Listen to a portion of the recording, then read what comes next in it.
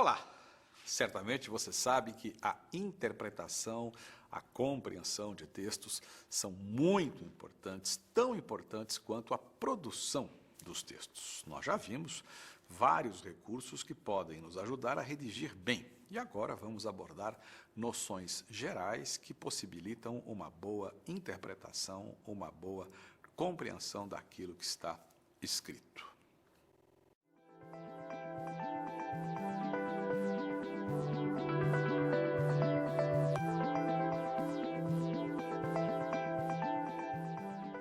Bem, para começo de conversa, quando a gente pensa num texto, a gente pensa num texto escrito. É a primeira coisa que vem à nossa cabeça. E a gente muitas vezes acha que o texto é sempre assim, escrito.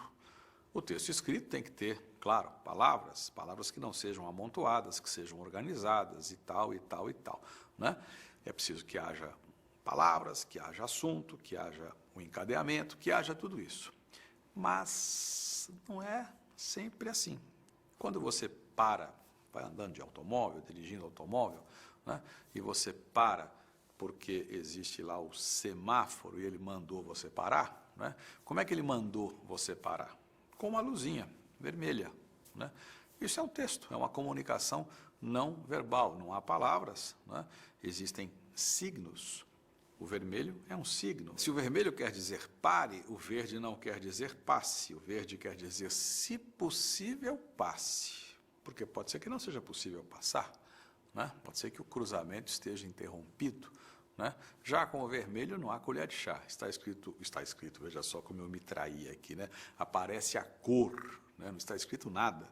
Aparece a cor ali, o vermelho, e aquilo significa pare. É uma linguagem não verbal. Aquele triângulo que aparece em alguns cruzamentos, o triângulo no poste de cabeça para baixo, né? Aquilo é um signo não verbal. Aquilo significa dê a preferência não é sua. Outro exemplo, né, de texto não verbal, a rotatória no trânsito, né, coisa que o brasileiro não sabe o que significa de jeito nenhum. O brasileiro não aprende o significado da rotatória.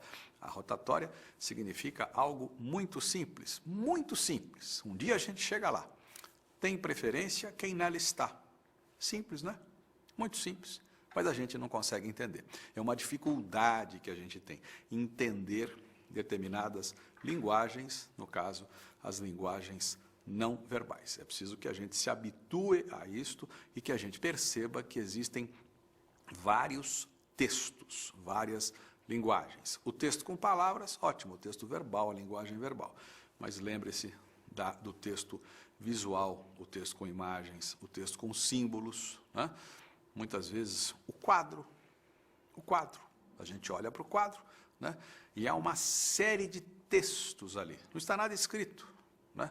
Não são textos com palavras, mas há muita coisa, entre aspas, escrita ali no quadro, que a gente precisa entender, que a gente precisa interpretar. Então lembre-se disso, interpretar um texto.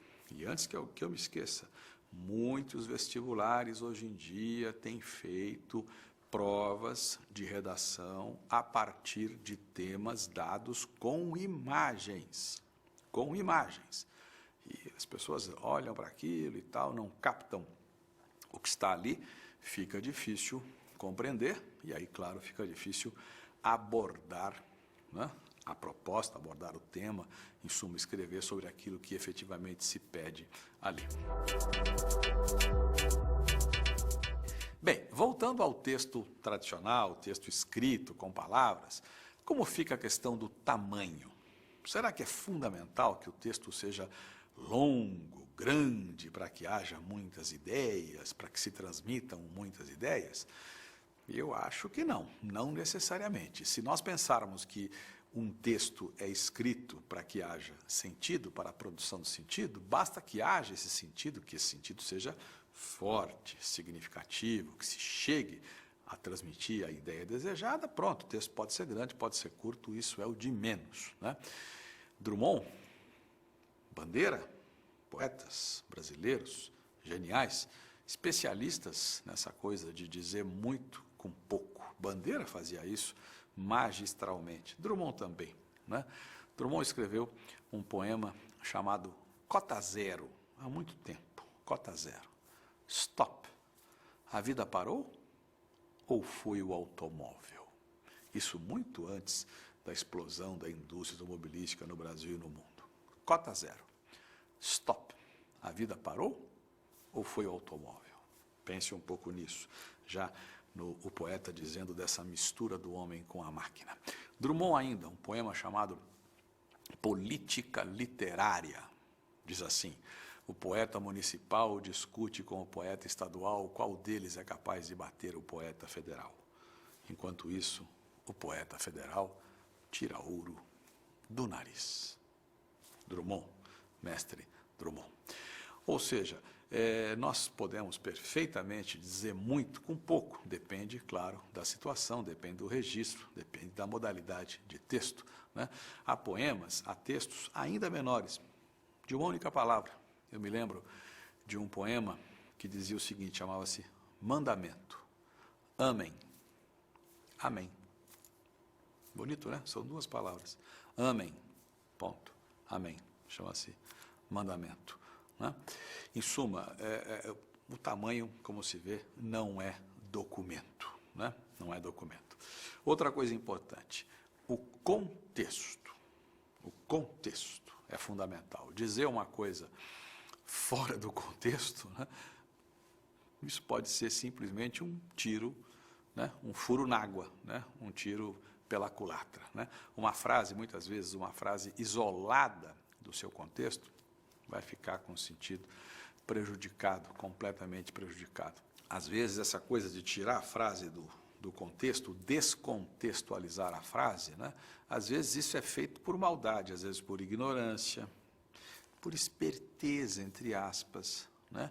E aí o resultado quase sempre é desastroso. Tivemos um exemplo, não faz muito tempo, o famoso livro que o MEC distribuiu a escolas e tal, livro que trata do idioma, né, por uma vida melhor. Há um capítulo lá em que se fala das variedades populares da língua e tal, não sei o quê. Muita gente não leu coisíssima nenhuma, pensou lá 2, 3 frases e saiu por aí dizendo que o livro ensina errado. Né? Quem leu viu que a história é outra. O livro faz uma comparação entre os diversos registros linguísticos, como funciona a frase, uma mesma frase na modalidade oral, popular, como funciona na modalidade culta e por aí vai. Descontextualizar é sempre um perigo, é realmente um perigo. Pode, no mínimo, acarretar entendimento indevido ou, às vezes, até consequências mais graves, calúnias e coisas do gênero. Melhor mesmo é contextualizar, ler no contexto, ler como a coisa está inserida no contexto.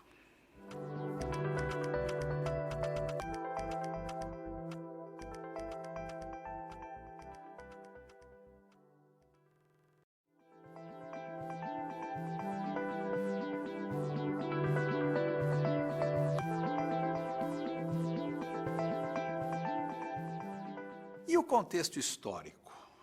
Como fica? Se eu leio um texto que faz referência a algo que não é de hoje, eu não estou falando de um texto que trate da história de um país, de uma cidade. Não, não, não.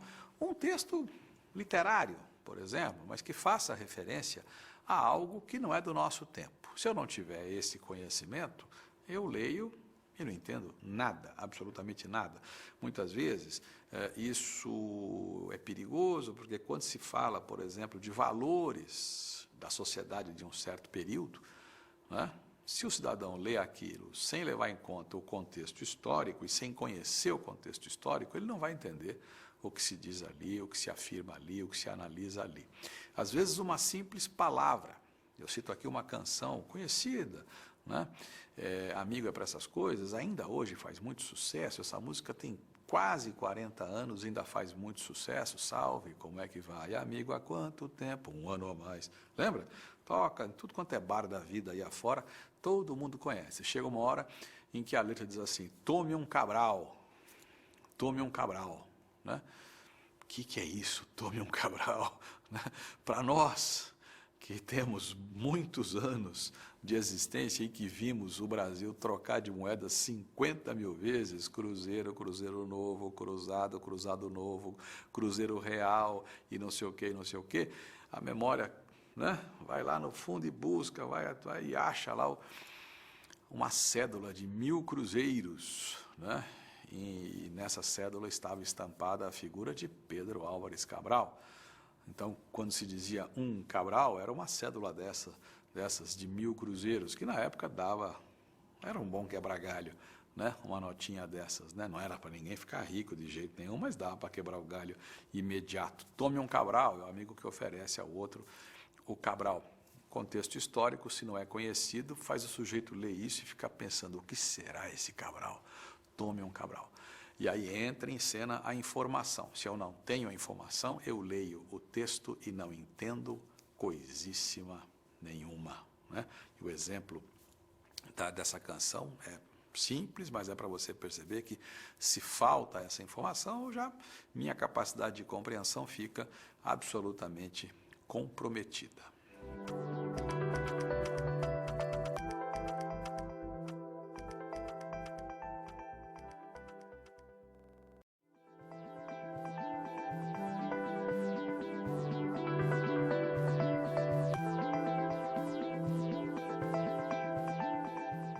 É sempre bom lembrar, pela enésima vez, que quando a gente escreve, claro, a gente quer comunicar alguma coisa, é evidente, né? O texto escrito é uma das tantas formas de comunicação. Entre quem e quem? Entre o autor do texto e o público ao qual o texto é destinado. Vamos aqui lembrar, né, alguns elementos ou os elementos que compõem todo o ato de comunicação. Vamos lembrar isso. Então, nós temos primeiro o emissor, né?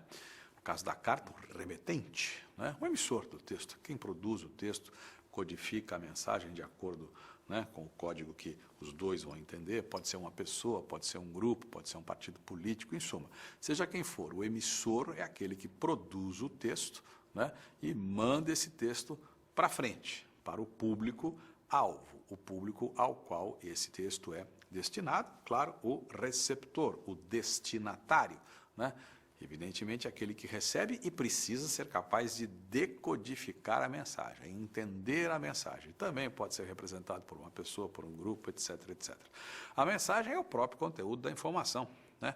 O pensamento, a ideia, a notícia, a informação, os dados, aquilo que se transmite. O canal, o meio, o veículo, né? Não preciso nem dizer, né?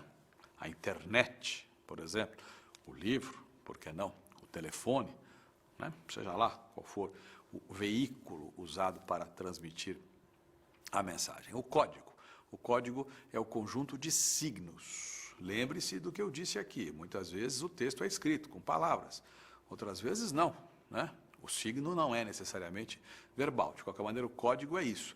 E isso inclui, claro, as regras utilizadas pelo emissor para codificar a mensagem e pelo receptor para decodificar a mensagem, para captar a mensagem. O referente é o assunto, né? A situação, em suma, o que está na mensagem é o referente, né? O referencial, aquilo a que se refere a mensagem, né? Em suma, nós podemos esquematizar assim os elementos, dessa maneira, que eu demonstrei aqui, os elementos que compõem todo o ato de comunicação, a plenitude do ato de comunicação. Não custa lembrar a história da adequação. Eu posso transmitir a mesma ideia de mais de uma maneira, dependendo do meu alvo, do público-alvo. Imagine o seguinte, um cidadão mora num edifício, né? Existe lá um salão de festas, né? E ele vai fazer uma festa e quer convidar os amigos dele. Ele pode perfeitamente, dependendo da idade, dependendo da relação que ele tem com esses amigos, ele pode disparar lá um torpedo, disparar um e-mail, ou sei lá o quê, aquela coisa toda lá, Facebook, não sei mais o quê e tal, botar lá um recado. Ô galera, que tal curtir o som que vai rolar sábado na minha casa? Tudo free, é só chegar. Tudo bem, né? A galera vai entender. Agora, você precisa mandar uma mensagem para o síndico do prédio em que você mora, né, falando dessa festa. O que você acha de pegar um papel ali e escrever para o síndico esse recado que eu dei aí, que seria posto, né, sei lá, no Twitter, sei lá, essa coisa arada toda aí, né, pegar aquilo e colocar no papel e mandar para o síndico? Acho que a roupa é outra, né? Provavelmente você faria um esforço para adequar a linguagem, né? Diria lá, escreveria lá algo como: senhor síndico, eu gostaria de comunicar-lhe que pretendo comemorar o meu aniversário sábado próximo, numa festa realizada no salão do edifício, né? Peço desculpas antecipadas pelo possível transtorno que o evento possa causar ao senhor e aos demais condôminos. E aproveito a oportunidade para convidar a todos, ao senhor, aos demais condôminos, né, convidá-los para que participem da festa. Né? Cada roupa usada de acordo com a situação. A língua é uma roupa, não há nenhuma diferença, você escolhe a roupa de acordo com a situação. O que mudou nos dois bilhetes, né, nas duas mensagens, né, se você levar em conta o que nós dissemos aqui, né, certamente você percebeu o que mudou, né? O emissor é o mesmo, o cidadão que vai fazer a festa é o emissor, né? É o aniversariante que quer dar uma festa. O referente é o mesmo, é a festa. O canal, né, depende, né? Se foi para o síndico pelo papel, se foi para os outros pelo MSN ou sei lá o que, já mudou o canal. O código é o mesmo, é a língua portuguesa, nas suas variedades, né? Nas suas variantes. Claro, o bilhete lá, galera, não sei o que e tal, isso é português, isso não é alemão, não é árabe. É uma variedade da língua portuguesa, não é? Variedade oral, popular, ou chame como quiser, informal e por aí vai, gíria, do jeito que você quiser, mas é português, não é? O que mudou foi o receptor, e essa mudança, né? O receptor, no primeiro caso, era a galera, os amigos da mesma idade, os conhecidos e tal, no outro caso, o síndico, né? O que aconteceu? O emissor precisou adequar a sua mensagem. Isso é muito importante. E eu repito, né? Língua é como roupa. Hoje em dia, muita gente tem uma roupa só, linguisticamente falando, né? E aí o que acontece? Acontece que o sujeito vai estar com a roupa errada em algumas situações, né? Você imagina o sujeito que só tem, o homem que só tem terno, ir à praia de terno, o que você acha? Né? Sujeito que só tem sunga, ir ao tribunal de sunga, o que você acha? Né? Não funciona.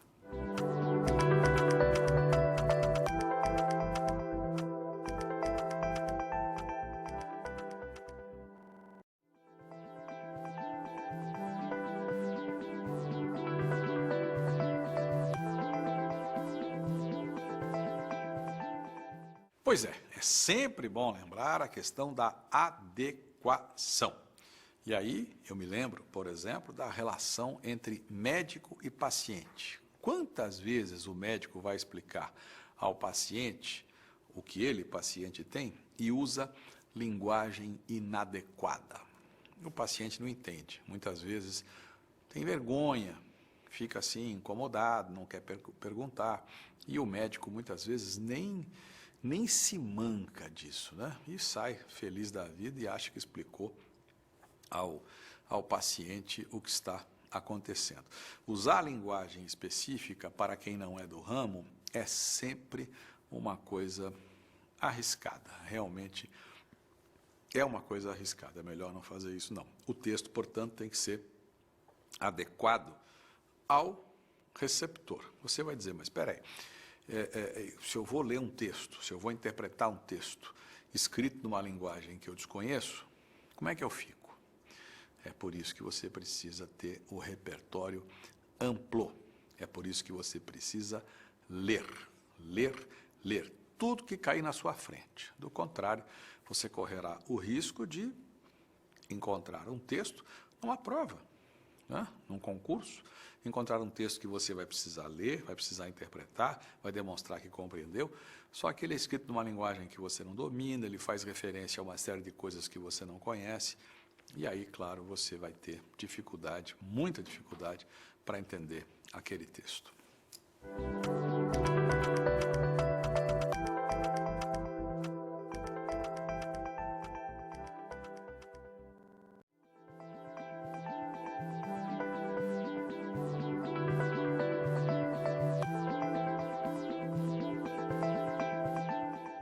Além de ser um ato de comunicação que espelha a época e a sociedade em que foi produzido, o texto pode ser analisado como uma produção que tem uma finalidade, uma intenção. E é claro, essa intenção é a comunicação. Essa intenção pode ser percebida pela hierarquização. Sabe o que é isso, né? Hierarquização. Hierarquia, né?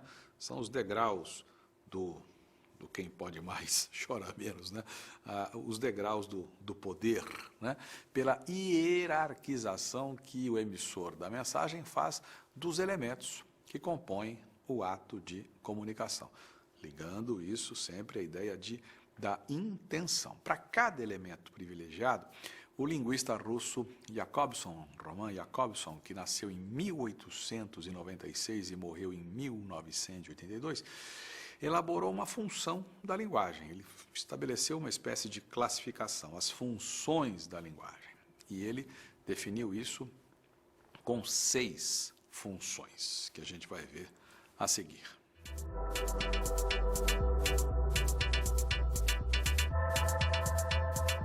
Vamos começar pela função emotiva da linguagem. Ela privilegia o emissor da mensagem, que expressa seus sentimentos, suas inquietações, suas emoções, e expressa isso num texto escrito em primeira pessoa.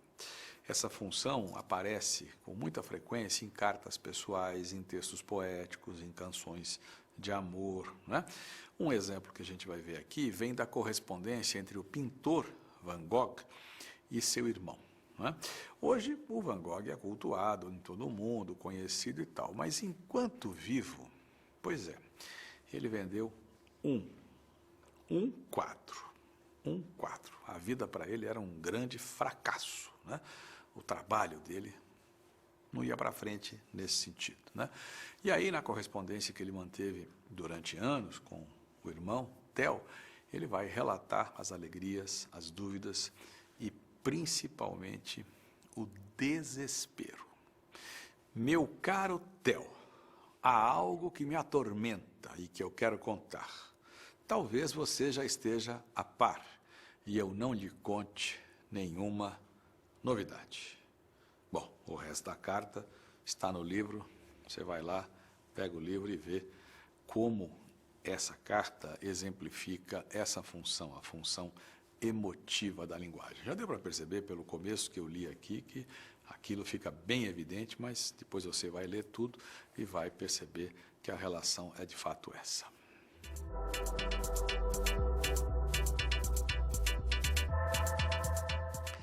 Vamos agora para a função conativa da linguagem. Ela tem outro nome, também pode ser chamada de função apelativa, e ela privilegia o receptor da mensagem, aquele ao qual a mensagem é dirigida. Nesses textos, nos textos em que se recorre a essa função, o emissor tenta seduzir, tenta persuadir, tenta convencer o receptor a adotar um determinado comportamento, né?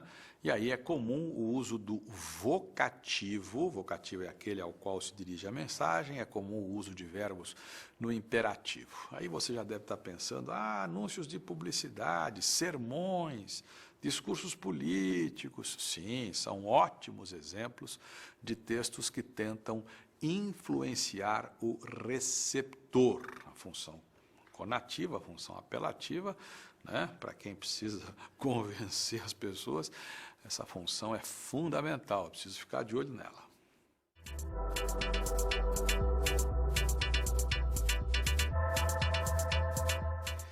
Vamos agora para a função poética da linguagem. E a função poética privilegia a própria mensagem, a construção da mensagem. Ela evidencia a preocupação do emissor, a preocupação com a seleção, a combinação das palavras. A finalidade sempre é produzir prazer estético. Poema, a linguagem poética, no caso, tem que ser, claro, além de portadora de um significado, ela tem que ser bonita, prazerosa. Existe ênfase para o ritmo do texto, para a sonoridade do texto, né? Tudo isso é uma característica comum dos poemas, de alguns textos publicitários, por que não?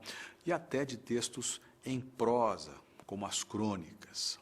Você quer um belíssimo exemplo de texto em que se explora muitíssimo bem a função poética da linguagem? Vou citar aqui uma canção popular, uma melodia de Tom Jobim, de Antônio Carlos, brasileiro de Almeida Jobim, com letra de Francisco Buarque de Holanda, mais conhecido como Chico Buarque. Já conheço os passos dessa estrada, sei que não vai dar em nada, seus segredos sei de cor. Já conheço as pedras do caminho e sei também que aqui sozinho eu vou ficar. Tanto pior, o que é que eu posso contra o encanto desse amor que eu nego tanto, evito tanto e que, no entanto, volta sempre a enfeitiçar com seus mesmos tristes velhos fatos que num álbum de retratos eu teimo em colecionar. Veja que Chico escolhe as palavras, a sonoridade vai indo, né? Ele ora pega um fonema e repete, né? Já conheço os passos dessa estrada, sei que não vai dar em nada, seus segredos sei de cor. Depois ele vai lá para o fim, por exemplo, com aqueles encontros consonantais de B com R, de T com R, e por aí vai, e fica, aquilo fica martelando, parece que a dor aumenta, né? Vou colecionar mais um soneto, outro retrato em branco e preto, a maltratar meu coração, a dor parece que vai longe. Isso é um belíssimo exemplo de como se trabalha a função poética da linguagem, mas vem de um mestre da palavra. O senhor Chico Buarque escreveu essa letra, a melodia do tom, essa letra aos 24 anos de idade. Que tal?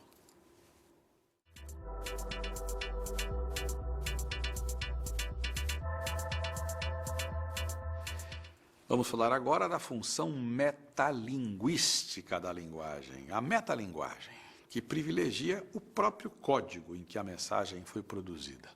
O tema da mensagem é o próprio código, que é utilizado para explicar o próprio código. É como se eu pegasse uma poesia, escrevesse uma poesia para explicar a poesia, para falar da poesia, para tentar definir o que é a poesia, ou falar da poesia. Ou se eu fizesse um filme sobre fazer filme. Né? Um filme sobre fazer filme. Ou então, se eu fizesse um desenho que mostrasse o ato de desenhar. Né? É por aí. É isso que é a função metalinguística da linguagem. Vamos ver um belo exemplo, um poema de Cassiano Ricardo, poeta paulista de São José dos Campos, Cassiano Ricardo, que escreveu muita coisa bonita. Por exemplo, o que a gente vai ver agora, que é poesia. Uma ilha cercada de palavras por todos os lados. Que é um poeta, um homem que trabalha um poema com o suor do seu rosto. Um homem que tem fome como qualquer outro homem. Poética. Cassiano Ricardo nasceu em 1895, morreu em 1974.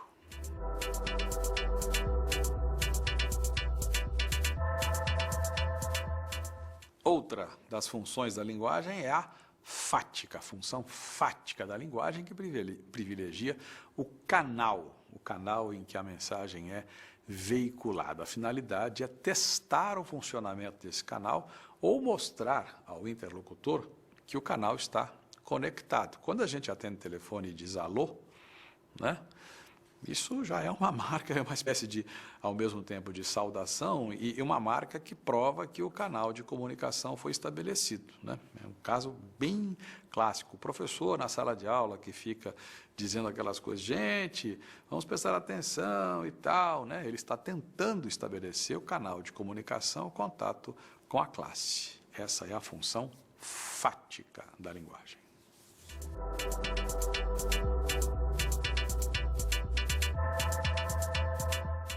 E chegamos à última das 6 funções da linguagem, a função referencial, que privilegia a informação.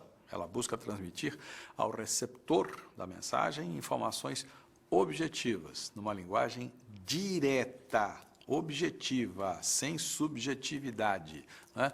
E aí você já está lembrado, né? Essa função vai predominar onde? É claro, nos textos científicos, nos textos didáticos, em boa parte dos textos jornalísticos, né? Quando se privilegia essencialmente a informação, aquilo que se quer informar.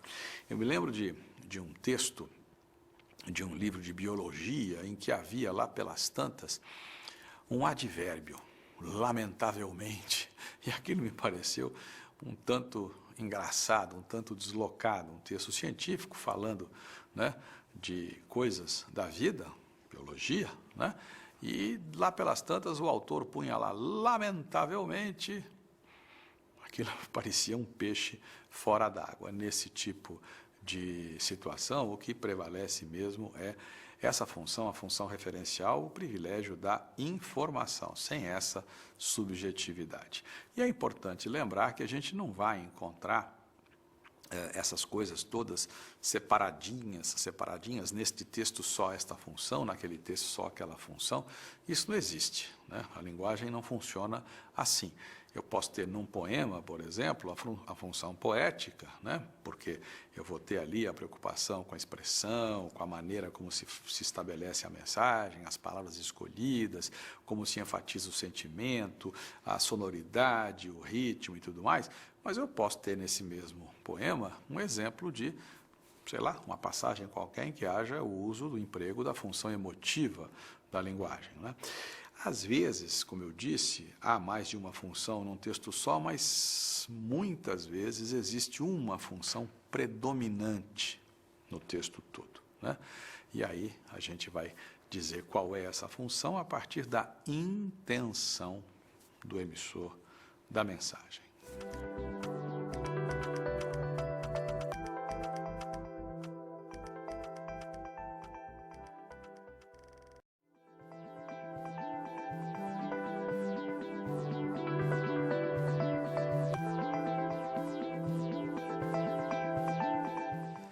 Intertextualidade, já ouviu falar? Essa palavra aparece muito nos programas de concursos públicos, vestibulares. Se você pegar ali, você vai ver intertextualidade. Acho que a palavra se explica. Inter, entre, não é? Um telefonema internacional é um telefonema entre nações, não é? A intertextualidade é a relação que existe entre os textos. Que textos? O texto que eu estou lendo e todos os textos que eu deveria ter lido para entender aquele que eu estou lendo. O texto que eu estou lendo e todos os textos com os quais aquele texto dialoga. Pois é, o cidadão que escreve um texto não nasceu e já escreveu aquele texto. Ele viveu antes de escrever aquele texto.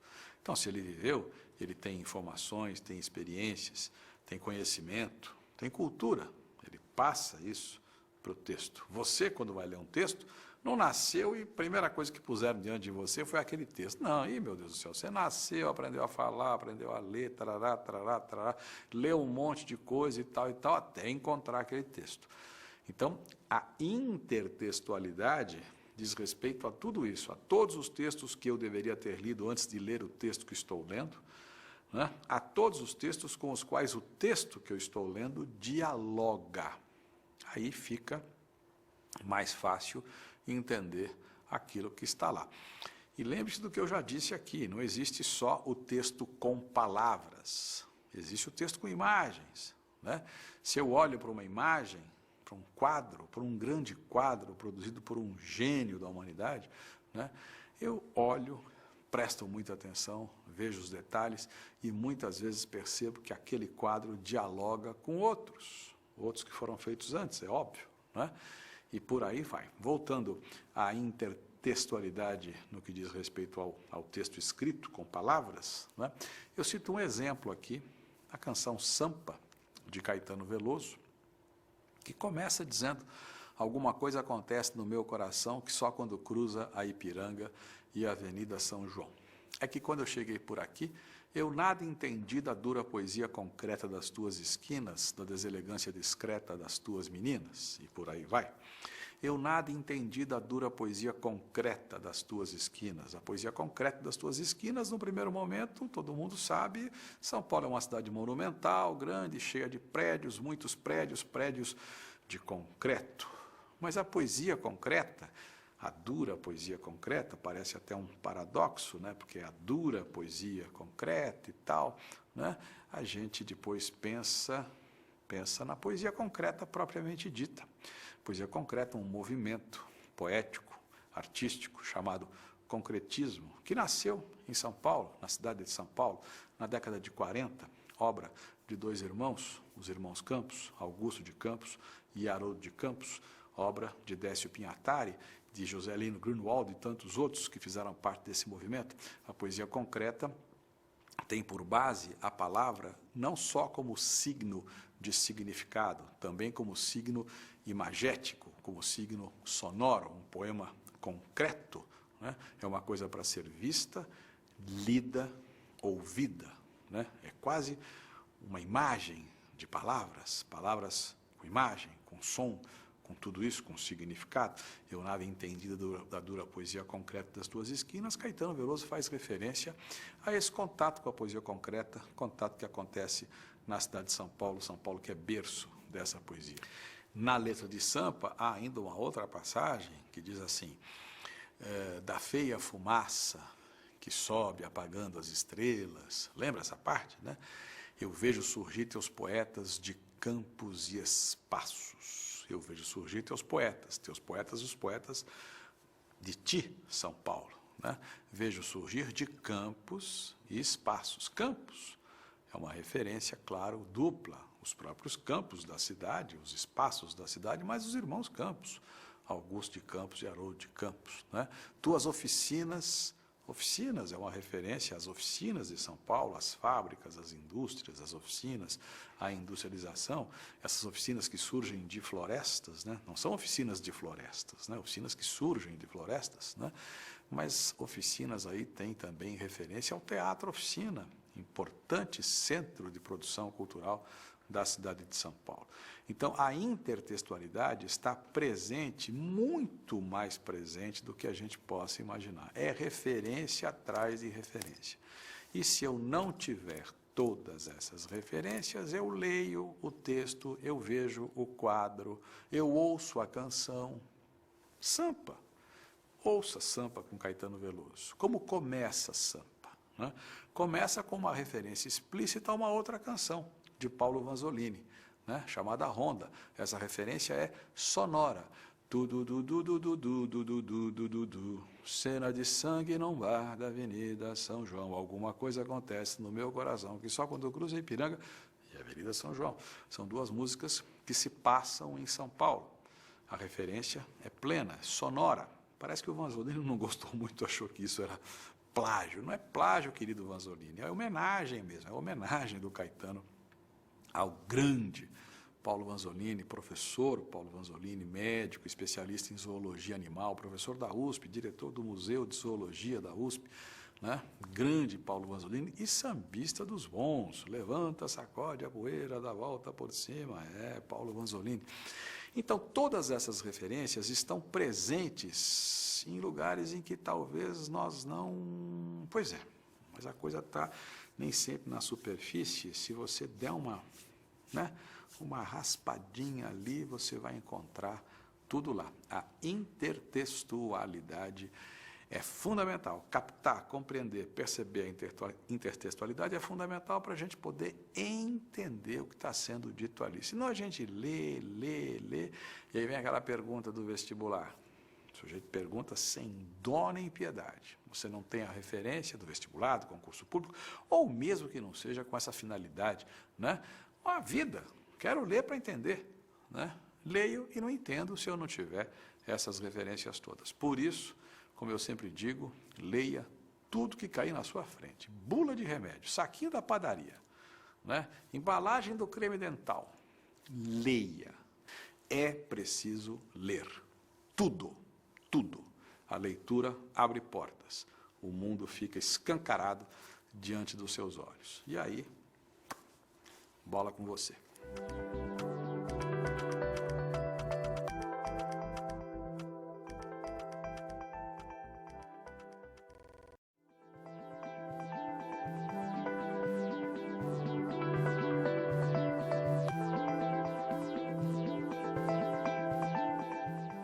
Duas palavrinhas sobre denotação e conotação. Já ouviu falar disso? Denotativo, conotativo. Muita gente tem dificuldade para interpretar um texto porque lê tudo ao pé da letra. Dia desses eu escrevi um texto num jornal, falava de Roberto Carlos, e eu dizia que em determinado período o Roberto ficou assim, digamos, meio, colocado de lado. Eu dizia lá no texto que era até meio complicado gostar dele, porque havia muita patrulha ideológica, tal, não sei o quê. E aí no texto eu dizia que depois desse período, muitas bandas de rock brasileiras gravaram sucessos antigos do Roberto Carlos e, de certa forma, resgataram o Roberto, e ele acabou voltando ao lugar de onde nunca tinha saído. E eu pus esse voltando entre aspas. Eu recebi cartas e cartas, mensagens e mensagens de leitores que me perguntaram: como é possível alguém voltar a um lugar de onde não saiu?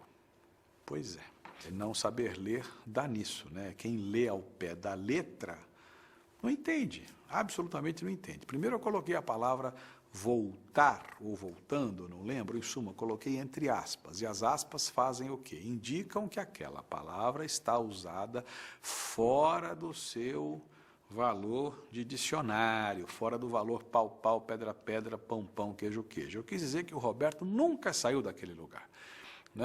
Ele voltou àquele lugar, na verdade ele nunca tinha saído, voltou para os grandes meios de comunicação, para o grande público e não sei o quê, mas na verdade ele nunca tinha saído de lá. Então é preciso sempre ler o texto, levando em conta o sentido que a palavra assume no texto. E para isso é preciso ter percepção de certos detalhes, a ironia, por exemplo, os sinais de pontuação, as aspas, por exemplo. Com isso, a gente evita a leitura literal, que é um desastre. Ler um texto literalmente, ou seja, ao pé da letra, pode ser um desastre, pode ser. Então, aí entra a história do denotativo e do conotativo. Então, o aspecto conotativo da palavra, da linguagem, o aspecto denotativo. Então, vamos lá. Lembra o que é isso ou não? A gente vai para o dicionário e pega lá o sentido que a palavra tem, a aplicação básica que a palavra tem, E aí nós vamos ter o sentido literal, o sentido exato, o sentido pau, pau, pedra, pedra, pão, pão, queijo, queijo. O gato, A gata, A gata é a fêmea do gato, Então, a gata da vizinha, vive sempre atormentando aqui o sossego da família, Daqui a pouco a gente diz que a filha da vizinha é uma gata, Ninguém vai pensar que a vizinha tenha parido uma gata, não é por aí.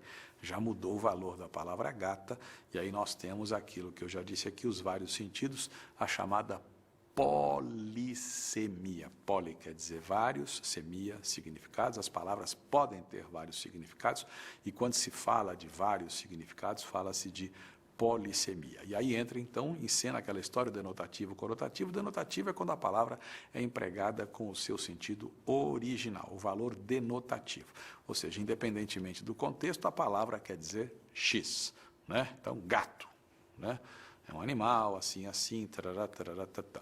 O valor conotativo é aquele diferente, do original, do pau, pau, pedra, pedra, do pão, pão, queijo, queijo. É o caso da filha da vizinha, que é uma gata. Aí, claro que ao pé da letra ela não é uma gata, E se eu não entender isso desse jeito, se eu levar a coisa ao pé da letra, vai ficar esquisito.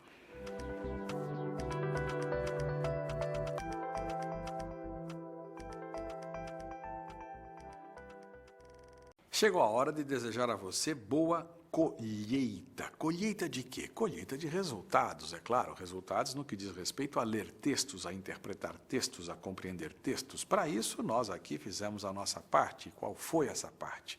Oferecer a você noções importantes, informações importantes, técnica, por que não, para que você consiga ler e compreender, ler e interpretar todo tipo de texto que aparecer na sua frente. Sempre que possível, sempre que necessário, recorra ao DVD, veja-o quantas vezes você julgar necessário ver, recorra ao livro também e lembre-se daquilo que eu disse diversas vezes. O seu papel aqui é fundamental. Você precisa ler tudo que cair na sua frente. Isso é fundamental para que você seja capaz de compreender todos os textos que você quiser compreender. Obrigado pela atenção e até breve.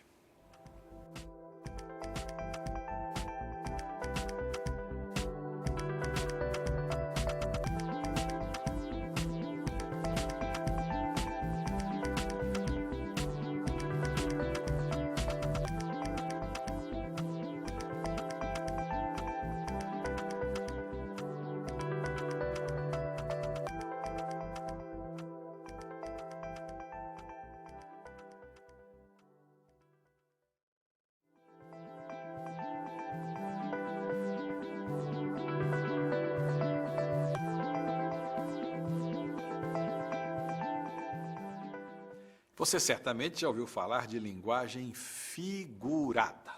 O que é a linguagem figurada? Que relação isso tem com as figuras de linguagem? A linguagem figurada é aquilo que eu acabei de mencionar aqui, quando falei do denotativo, do conotativo. A linguagem figurada é a linguagem que não pode ser levada ao pé da letra, não pode ser lida assim e que não é construída assim. Se não houvesse montanhas, se não houvesse paredes, esse é o começo de um texto de Cecília Meirelles, ninguém vai pensar que ela quer dizer se não houvesse montanhas, se não existissem as montanhas verdadeiras, aquelas, né, de pedra, de rocha, de terra, se não houvesse paredes, todo mundo ia ver. Não, não é isso, não é. Montanha aí tem um valor metafórico, a parede tem um valor metafórico, a parede é a metáfora de limite, né? A montanha é a metáfora daquilo que nos esconde o que está do outro lado, não é? Se não houvesse montanhas, se não houvesse paredes, a linguagem metafórica, a linguagem figurada, é aquela que não se baseia no pau, pedra, no pão, queijo, e aí surgem as figuras, que são muitas. No livro você tem uma belíssima relação com vários e vários exemplos. A minha função aqui é dizer para você que você precisa se habituar a isso. As pessoas hoje andam duras demais, andam lendo tudo ao pé da letra. Tudo. Essa história do politicamente correto, que é uma chatice monumental, faz muita gente virar robozinho de leitura. E aí o sujeito lê o texto e lê tudo ao pé da letra, fica aquela coisa chata, maçante, aí vem preconceito em tudo, vê agressão em tudo, e a beleza do texto se esvai, a compreensão se esvai, a ironia não é percebida, e por aí vai. Machado de Assis, Marcela amou-me durante 15 meses e 11 contos de réis. Marcela amou? Está na cara que não, né? Ela me amou enquanto durou o dinheiro, né? Acabado o dinheiro, acabou-se o amor, né? Isso é uma ironia machadiana para dizer que Marcela não amou. A ironia é uma figura que consiste em dizer algo que no contexto assume sentido exatamente oposto. Marcela amou-me quer dizer não me amou. De jeito nenhum, né? A metáfora, que é uma figura importantíssima, né? Base de toda a linguagem figurada, né? Onde queres revólver, sou coqueiro, diz Caetano Veloso no começo da antológica O Quereres. Onde queres revólver, sou coqueiro. Se eu não entender essas duas metáforas, revólver, coqueiro, eu não vou entender o que ele quer dizer com isso. Onde queres revólver, revólver é metáfora de violência. Coqueiro faz pensar no quê? Numa praia, tranquila, deserta, calma, sossego. Onde queres revólver, sou coqueiro, não é? Ou seja, onde você quer X, eu sou o oposto de X. São metáforas antitéticas, né? Uma se opõe à outra. A metáfora, espero que você já tenha captado, né? Esse meta de metáfora, quer dizer mudança, né? Metáfora, o segundo elemento, é o mesmo elemento de semáforo, né? Fora esse elemento que quer dizer o condutor, né? O semáforo, eu falei aqui em polissemia, agora faz alguns minutos, né? A polissemia, poli, vários, semia, significado, né? O sema, o sentido, polissemia, vários sentidos, o semáforo é o condutor foro de sema, do sentido, do significado, porque o semáforo está lá para conduzir o significado daquelas luzinhas ali, o vermelho é o pare, o verde é o se der passe, o amarelo é a atenção e por aí vai, né? A metáfora o que é? É a mudança, é a condução da mudança. Que mudança?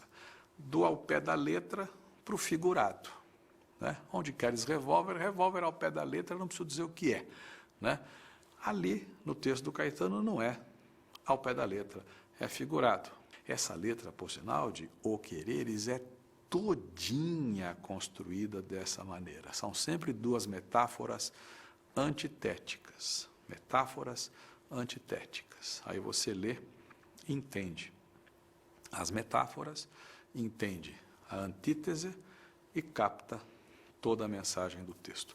Cito rapidamente aqui Cartola, que escreveu um texto lindíssimo chamado O Mundo é um Moinho. Ao pé da letra, o mundo é um moinho? Não, não é um moinho.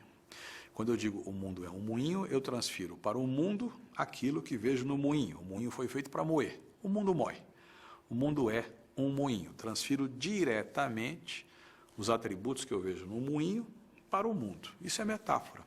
Altero o sentido literal, transfiro e digo que A é B. Vejo em A o que vejo em B e faço a transferência direta. A é B. Isso é uma metáfora, né? E aí o sentido você capta e percebe toda a grandeza do texto.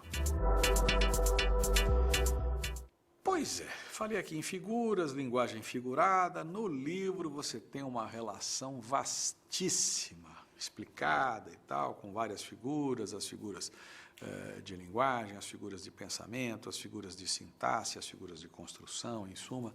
É bom você ler e pegar direitinho tudo que está lá para você captar como isso funciona. Isso vai facilitar, sem dúvida nenhuma, a sua capacidade de entender um texto, sobretudo quando se trata de texto literário. O texto literário, não só, mas ele, na essência, vive muito dessa figuração, né? E aí muita gente tem uma dificuldade grande para ler texto literário porque não entende a linguagem, né? A linguagem literária, a linguagem figurada. É preciso levar em conta que, para o escritor, a palavra é não só um instrumento de comunicação, é também um instrumento de beleza, um instrumento estético, um instrumento sonoro. O escritor busca dizer a coisa da maneira mais tocante possível, de modo que, para o escritor, a forma é tão importante quanto o conteúdo. E aí, se eu não entendo essa linguagem toda, essa maneira de dizer, fica complicada a minha compreensão do texto. Às vezes, a coisa vai para a estrutura mesmo, para a ordem, para a maneira de redigir, não é? Existe, por exemplo, uma figura chamada hipérbato, que consiste na inversão da ordem natural das palavras. O hino nacional é um exemplo clássico. Ouviram do Ipiranga as margens plácidas de um povo heróico brado retumbante, né? São 13 palavras, pode contar. Ouviram do Ipiranga as margens plácidas de um povo heróico brado retumbante. São 13 palavras dispostas não na ordem direta. Se tivéssemos a ordem direta, teríamos as margens plácidas do Ipiranga ouviram o brado retumbante de um povo heróico. Desfaríamos o hipérbato, que muita gente subclassifica em síntese e em anástrofe. A anástrofe é uma inversão um pouco mais fácil, compreensível, e a síntese é uma inversão tão radical que o sentido chega a ser comprometido, não é? De tudo ao meu amor serei atento antes, começo de um célebre poema de Vinícius de Moraes, o Soneto de Fidelidade, né? De tudo ao meu amor serei atento antes. Aliás, é preciso aprender a ler poesia. A leitura da poesia não deve obedecer à leitura do verso. As pessoas acham que devem ler verso por verso, como se cada verso tivesse sentido completo. Não é assim. Eu preciso, antes de ler a poesia, preciso olhar para a poesia, entender a construção das frases, a sintaxe, a estrutura, ver onde, de fato, acabam os blocos sintáticos para ler direito. Esse poema do Vinícius, por exemplo, no primeiro verso, de tudo ao meu amor serei atento. O segundo verso começa com antes, e muita gente lê parando no fim do primeiro verso, de tudo ao meu amor serei atento. Antes de contar o zero? Não, não é por aí. De tudo ao meu amor serei atento antes. Existe uma inversão. Esse antes está ligado à expressão de tudo. Antes de tudo, serei atento ao meu amor. Ordem direta. Serei atento ao meu amor antes de tudo. Fica fácil entender o texto agora, né? Como é que se chama o texto? Soneto de fidelidade. Nada mais justo que se diga num soneto de fidelidade, serei atento ao meu amor antes de tudo. A ordem não é a natural. No poema, a gente lê, desfaz a ordem para entender o verdadeiro sentido. Então, são figuras de que se valem os escritores, né, para construir o texto que tem não só a finalidade de informar, de transmitir ideias, conceitos, mas também a finalidade de encantar, de produzir efeito estético, sonoro, prazeroso. A leitura tem que ser bonita, o texto tem que ser bonito. E o texto literário tem esse propósito. Pois então, o livro está aí. Você tem lá uma relação de muitas figuras. Leia, aproveite, aprenda. Lembre-se delas quando ler um poema, quando ler um texto literário, né? Lembre-se disso para que a sua percepção do texto, a sua capacidade de compreensão do texto se expanda, se abra, aumente. Ler o texto com esses conhecimentos todos é muito mais interessante. O texto fica vivo, flui diante da gente. E aí a gente pode responder aquelas questões todas que são feitas sem ficar tremendo na base, já com confiança, sabendo que captou lá determinados recursos empregados pelo escritor, né?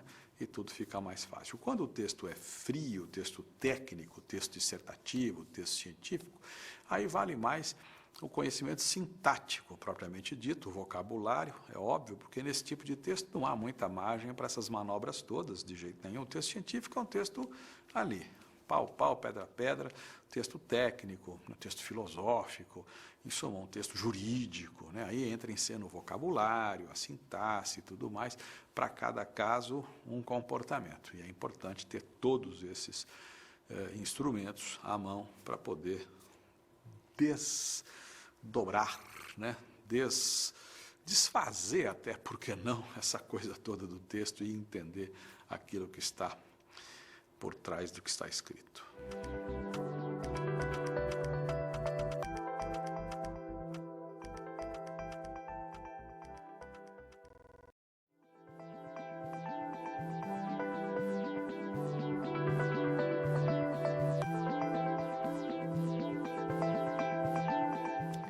Será que depois de toda a nossa conversa ficou claro que o texto e o leitor formam um par, formam um casal? E esse casal tem que estar afinado, muito bem afinado. Na verdade, eu diria até que o papel do leitor é mais delicado do que o do escritor, porque o escritor já fez, já escreveu, está lá, o texto está na sua mão, você vai ler. Agora cabe a você afinar, né, tudo para ser capaz de perceber o que está lá. Se é texto literário, texto poético, captar a imagem, captar o que está nas entrelinhas, nas figuras, né? Se é texto científico, texto técnico, captar a sintaxe toda, o vocabulário e tudo mais. Uma coisa que é muito importante dizer que eu não disse ainda, não invente. Leitor adora inventar, projetar. O texto vem e diz assim: nuvens negras e grossas se avolumavam no céu, relampejava, trovejava, ventava. Aí vem o examinador e pergunta, de acordo com o texto, choveu. E o aluno vai e põe, verdadeiro. Verdadeiro nada, o texto não diz que choveu. O texto diz que havia sérios indícios de chuva iminente, mas não diz choveu. Então você não pode afirmar choveu. O texto não diz isso, de jeito nenhum, né? Outra coisa que se faz muito em prova de texto, uma coisa delicadíssima, o texto diz lá, raramente não sei o que e tal. Vem o examinador e pergunta, de acordo com o texto, nunca não sei o que e tal. Nunca não é sinônimo de raramente, né? O texto vem e diz, frequentemente não sei o quê. O examinador vai e diz, sempre não sei o quê. Sempre não é sinônimo de frequentemente. Se você não quer errar questões relativas à interpretação, à compreensão do texto, numa prova, num concurso, fique no texto. Não invente. O que está no texto, o que não está, não está. Cuidado com relações, por exemplo, de causa e consequência. O examinador adora inverter para pegar o candidato no pulo. E pega, porque o sujeito não lê de novo, não vai para o texto, inverte, né, e tal. Causa e consequência. Por exemplo, né, então, fulano está com febre, né, porque tem uma infecção. A infecção é causa, a febre é consequência. Certo? Tudo bem? Um exemplo bem simplesinho. Então, leve em conta tudo isso, a leitura do texto tem que ser técnica, tem que ser equilibrada, tem que ser sensível, tem que ser tudo isso, um pouco de tudo isso, para que a mensagem seja captada e para que haja sucesso na compreensão.